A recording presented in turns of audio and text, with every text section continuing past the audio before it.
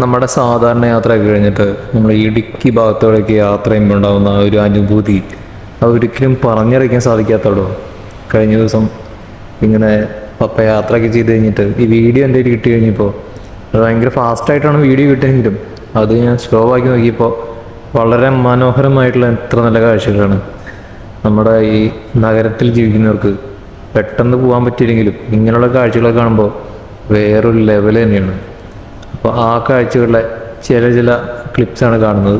Clear അത്ര ഇല്ലെങ്കിലും ചെറുതായിട്ട് പെട്ടെന്നൊരു ഗ്രാമപ്രദേശത്തൊക്കെ പോയ ഒരു പെട്ടെന്ന് എത്തിയൊരു അനുഭൂതി വളരെ മനോഹരം.